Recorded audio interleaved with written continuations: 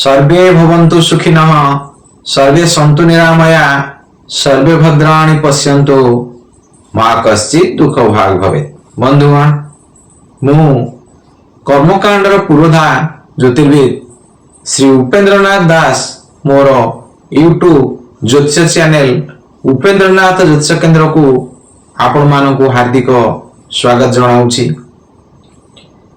बंधुगण आमे जो ज्योतिष शास्त्र को पढ़ुचे गोटे गोटे नुआ नुआ विषय जानूचे से क्रम आज आसतु जानिबा जे दाम्पत्य जीवन रे सौभाग्यवती पत्नी प्राप्ति यही विषय आज विशेष भाव में आलोचना करवा। आमे पूर्व अध्याय रे आलोचना करथिले जे विवाह मेलक कथा आज आसतु ये नुआ विषय रे जानिबा। मोर भिडियोटी को आरंभ रु शेष पर्यंत देखंतु। मझिरे जदि किछि स्किप करदेबे तार शेष पर्यंत किछि बुझी पारिबे नाही।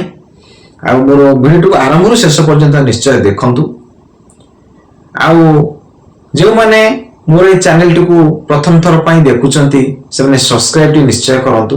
काहे कि ना आगो को आमे ए ज्योतिष भित्तिक बहुत शिक्षणीय कार्यक्रम देखिबा।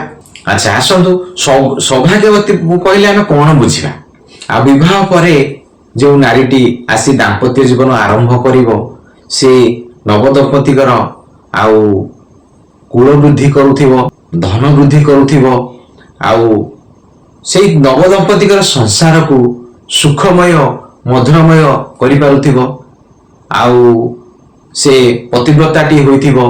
ए भलिया सब गुण को नेई आमे कहिथाउ जे ए झियटी सौभाग्यवती। आपण माने बहुत समय लक्ष्य करिथिबे जे गोटे झियो आसी गोटे कूल रे पाद दौ दौ आउ से कूलर हठात वृद्धि होता है। से मानकर धन संपत्ति रे वृद्धि होता है, से मानकर मान सम्मान रे वृद्धि होता है, से मानकर परिवार रे समस्त प्रकार सुख सुविधा वृद्धि होता है। यह को हमें जानिबा जे से गोटे सौभाग्यवती नारी जे कि गोटे कूलर गोटे दाम्पत्य जीवन सब प्रकार अभिवृद्धि करि पारुछि। या को हमें सौभाग्यवती नारी बोली कहबा। अच्छा लग्न कुंडली चक्र रे कोन सब ग्रहकर स्थिति थिले आमे विवाह पूर्व जानि पारिबा जे एई झियटी जणे वैवाहिक जीवन रे सौभाग्यवती नारी होई पारिबो। से विषय आज आसंतु आलोचना टी करिबा। प्रैक्टिकली से गुड को बुझिबा। प्रथमे मु नियम गुडी को ए स्क्रीन उपरे देखौछि से गुड को टिपिक रखंतु मने रखंतु आ भलो भाबरे बुझंतु। देखंतु प्रथम नियमटी होछि प्रथम भावरे लग्न कुंडली रो प्रथम भावरे शुभ ग्रह थिबे बा शुभ ग्रहंकर दृष्टि पडुथिबो बा से लग्नटी शुभ कर्तरी रे थिबो। बुझंतु नियम कथा टिपंतु। आ द्वितीय नियम होछि चतुर्थ भावरे शुभ ग्रह थिबे बा शुभ ग्रहंकर दृष्टि पडुथिबो बा से चतुर्थ भावटी शुभ कर्तरी जोगरे थिबो। बुझिले द्वितीय नियम को टिपिक रखंतु। तापरे तृतीय नियम को देखंतु पंचम भावरे शुभ ग्रह बसिथिबे बा शुभ ग्रहंकर दृष्टि से पंचम भाव को पडुथिबो बा पंचम भावटी शुभ ग्रह कर्तरी रे थिबो। ये गोटे प्रकार कंडीशन। आउ ता परवर्ती नियमटी देखंतु सप्तम भाव रे शुभ ग्रह थिबो आउ बा से सप्तम भाव को शुभ ग्रहंकर दृष्टि पडुथिबो बा ए सप्तम भावटी शुभ कर्तरी रे थिबो। ये गोटे प्रकार नियम।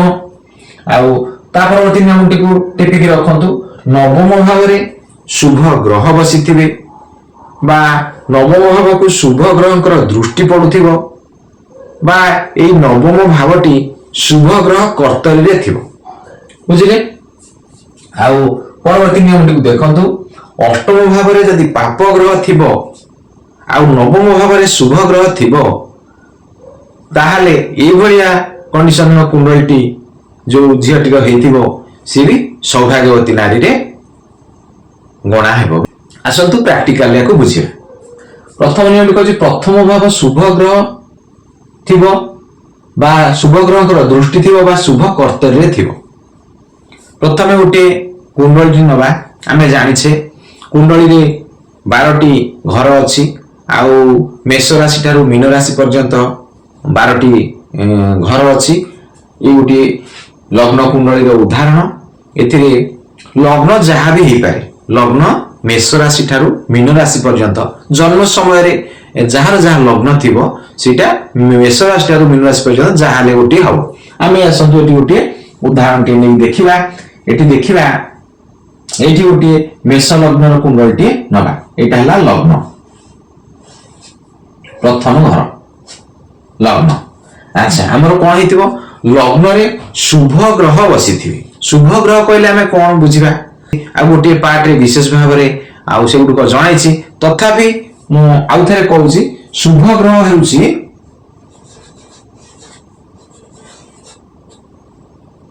गुरु शुक्र बुध आउ चंद्र। ये चारोटी ग्रह होचंती शुभ ग्रह गुरु शुक्र बुध आउ चंद्र।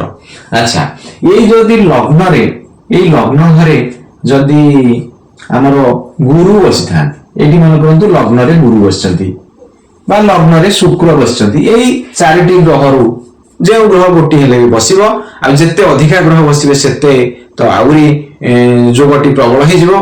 तेनु एई लग्न घरे गुरु हेउ शुक्र हेउ बुध हेउ बा चंद्र हेउ जे कोनोसी गोटी ग्रह हेले भी हबो बा जत्ते अधिक हेले भी हबो बसिथिबे ताले जानिबा ये गोटी सौभाग्यवती नारी बा एई लग्न भाव को ए प्रथम भाव को शुभ ग्रह का दृष्टि पड़ुथिबो। मन करंतु एठी शुक्र बसचंती बा एठी बुध बसिछि बा एठी चंद्र बसछि एटा शुभ ग्रह।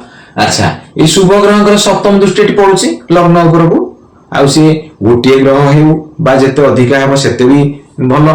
मन करंतु एठी गुरु बसछि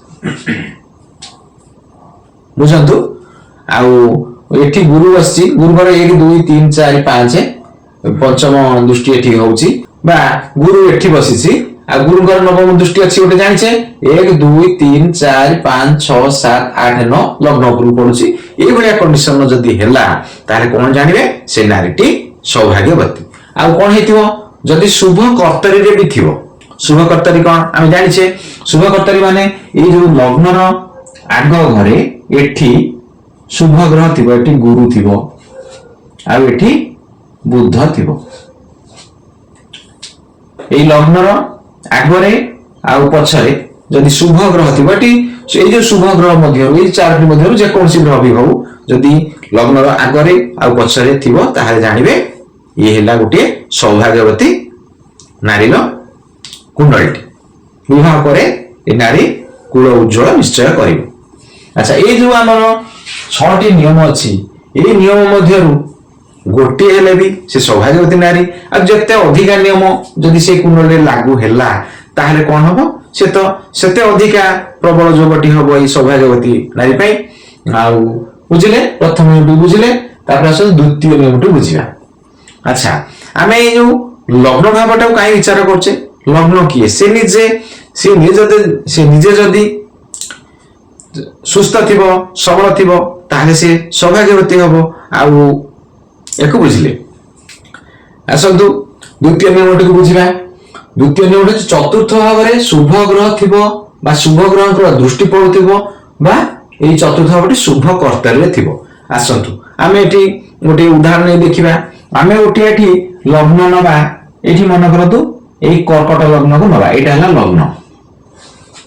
अच्छा या चतुर्थ भाव की हबो 1 2 3 4 एटा हबो चतुर्थ भाव। एई चतुर्थ भाव रे कोन हेतिबो एई शुभ ग्रह मानक भितरु ग्रहटिए थिबो। गुरु हेताउ एठी चतुर्थ रे गुरु बसताउ बा एठी चतुर्थ रे शुक्र बसताउ बा एठी बुध चतुर्थ रे बसताउ बा चंद्र चतुर्थ रे बसताउ। एकटी ग्रह हेले हबो एकाधिक हेले भी बेसी अधिका भलो हेबो। अच्छा ए चतुर्थ घरे बसिथिबो बा ए चतुर्थ घर को शुभ ग्रह का दृष्टि पड़ुथो। मन करंतु ए चतुर्थ घरे एठी गुरु एठी बसचंती गुरुଙ୍କର सप्तम दृष्टि एठी पड़िला बा गुरु एठी बसचंदी गुरुवर 1 2 3 4 5 एठी पंचम दृष्टि गुरुଙ୍କର पड़िला बा गुरु एठी बसचंदी 1 2 3 4 5 6 7 8 9 गुरुଙ୍କର नवम दृष्टि चतुर्थ घर को पड़िला जानिले शुभ ग्रहଙ୍କର दृष्टि टिए पड़िला बा एठी मन कहतो शुक्र बसचंदी शुक्रଙ୍କର सप्तम दृष्टि एठी पड़िबो चतुर्थ घर को बा एठी बुध बसचंदी बुधर सप्तम दृष्टि चतुर्थ घर को पड़ुथिबो एई भलिया यदि कंडीशन कुंडलटी हुए जानिबा से नारीटी सौभाग्यवती नारी बोली ताको जानिबा अच्छा बा ए चतुर्थ घरटी शुभ कर्तव्य थिबो एठी मन करतो शुक्र अछि एठी मन करतो चंद्र अछि एमतिया जानिले आउ बा एठी गुरु अछंती एठी शुक्र अछंती बा एठी बुध अछंती एठी गुरु अछंती एमती यदि शुभ ग्रह कर्तव्य रहिला चतुर्थ घर आगरे आउ पछरे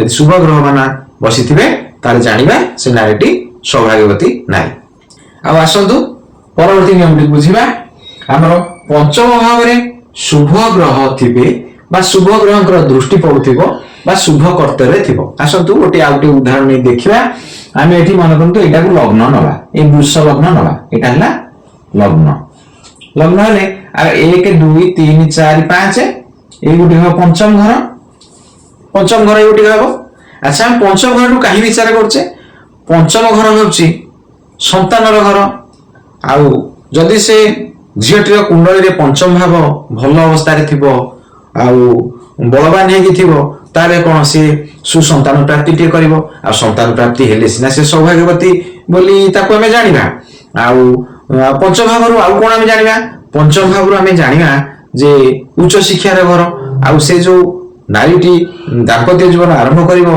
से उच्च शिक्षा रे तार पिला मानकू शिक्षा दान करि पारिवो आउ से जो परिवेश टाकू उटे शिक्षा रो परिवेश भितर रखि पारिवो ए सब जिंस हबो आउ तेनो पंचम भाव को विचार करिया अच्छा कोन हेतिबो सेही एका भलिया नियम आउ ई पंचम भाव रे शुभ ग्रह बसिथिबे शुभ ग्रह बोले गुरु शुक्र बुध चंद्र ए ग्रह मानक भितरु जे कोनसी ग्रह कोटी हो बा दीठी हो बसिथिबे आउ कोन हेतिबो बा ए पंचम भाव को ए शुभ ग्रह कर दृष्टि भी पडुथिबो ए भलिया कंडीशन हेले हबो बा ए पंचम घरटी शुभ कर्तव्य थिबो एपटे शुभ ग्रह बसथिबो ए भलिया हबो आसंतु एटी बुझिबा टिके ए पंचम घरे मन करंतु गुरु बसछि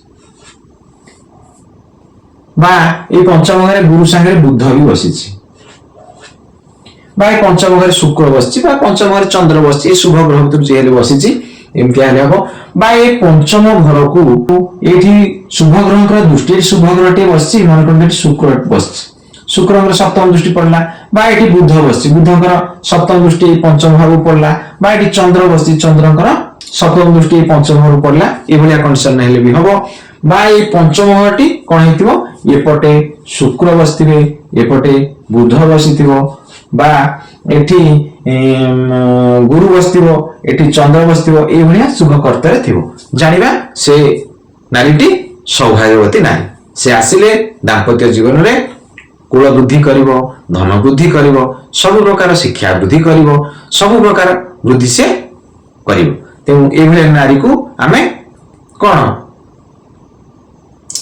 आ एभले नारी को हमें सौभाग्यवती नारी बोली कहिथाउ आ परवर्ती नियम टिका सब बुझंतु आ नवम भाव रे शुभ ग्रह थिबो बा शुभ ग्रहकर दृष्टि थिबो बा शुभ कर्तव्य नवम घरटी थिबो आ देखंतु से उदाहरण टिका में नबा आरो ये लग्न हले आर नवम भाव की हबो 1 2 3 4 5 6 7 8 9 एटा हबो नवम भाव भाग्यर भाव आउ भाग्य जदी गोटे झियर भलो थिबो भाग्य ताको साथ दउथिबो आउ से तो आसिले गोटे अन्य घर को विवाह दे के आसिले से घर भाग्य को भी वृद्धि करिवो आउ से भाग्यवती हबो एनु ताको भी हमें सौभाग्यवती नारी रे गणना करबा आ तेनु कोन हो एई नवम भाव रे कोन हेतिबो शुभ ग्रह थिबे गुरु शुक्र बुध चंद्र एमानक भितर जे कोनसी शुभ ग्रह एठी मन शुक्र बसछि एठी मन करंतु गुरु बसछि बा एठी बुध बसछि बा चंद्र बसछि जाले शुभ ग्रहटी बसिथिबो बा शुभ ग्रहकर दृष्टि पड़थिबो एठी देखंतु एठी हमर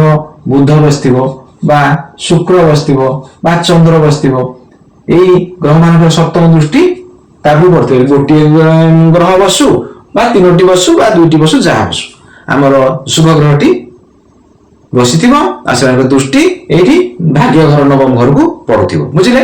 ଆଉ କଣ ହେଇଥିବ ବା ଏଠି ଆମର ହେଇଥିବ କଣ ନା ଏଠି ବୁଧ ବସିଥିବ, ଏଠି ଶୁକ୍ର ବସିଥିବ, ବା ଏଠି ଗୁରୁ ବସିଥିବ, ଏଠି ଚନ୍ଦ୍ର ବସିଥିବ। ଏଇଭଳିଆ ନବମ ଘର ଆଗ ଘରେ ପଛ ଘରେ ଯଦି ଶୁଭ ଗ୍ରହଟି ଥିବ ତାହେଲେ ଜାଣିବା ନବମ ଘରଟି ଶୁଭ କର୍ତ୍ତରେ ଆସିଯିବ। ଆମେ ତ କଣ ଜାଣିବା? ଆଉ ଏଇଭଳିଆ କଣ୍ଡିସନ କୁଣ୍ଡଳଟି ଯଦି ଝିଅର ହେଇଥିବ ତାକୁ ଆମେ ଜାଣିବା ସେ ଗୋଟେ ସୌଭାଗ୍ୟବତୀ ନାରୀ। ଆଉ ଆସନ୍ତୁ ଆଉ ପରବର୍ତ୍ତୀ ଏଇ ନିୟମଟି ବୁଝିବା। ଅଷ୍ଟମ ଭାବରେ ପାପ ଗ୍ରହ ଥିବ, ନବମ ଭାବରେ ଶୁଭ ଗ୍ରହ ଥିବ। ଦେଖନ୍ତୁ ଆମେ ଗୋଟେ ଲଗ୍ନ ନବା, ଏଇଠି ଗୋଟେ ଆମେ ଲଗ୍ନ ନେଇଯିବା, ଏଇ ଗୋଟିକ ତୁଳା ଲଗ୍ନକୁ ନବା। ଏଇଟା ହେଲା ଲଗ୍ନ, ଏଇଟା ହେଲା ପ୍ରଥମ ଭାବ, 1 2 3 4 5 6 7 8, ଏଇଟା ହେଲା ଅଷ୍ଟମ ଭାବ ଆଉ ଏଇଟା ହେଲା ନବମ ଭାବ।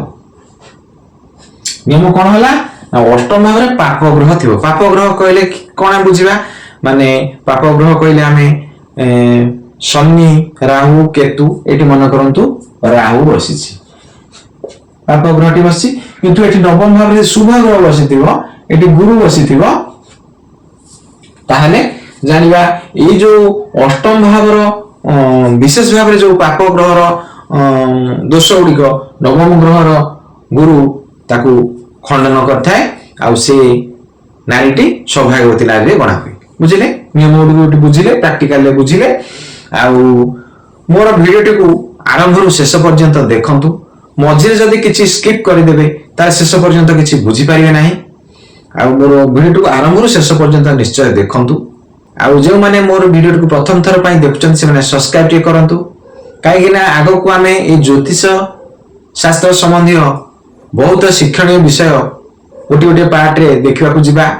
ଆଉ ଏଇ ଭିଡିଓଟି ଯଦି ଆପଣଙ୍କୁ ଭଲ ଲାଗୁଥାଏ ତାହେଲେ ଲାଇକ୍ ଟି ନିଶ୍ଚୟ କରିବେ, ଅନ୍ୟମାନଙ୍କ ନଲେଜ ପାଇଁ ଏହାକୁ ସେୟାର କରିବେ। ହଉ ରହୁଛି, ମୁଁ ଜ୍ୟୋତିର୍ବିଦ ଶ୍ରୀ ଉପେନ୍ଦ୍ରନାଥ ଦାସ।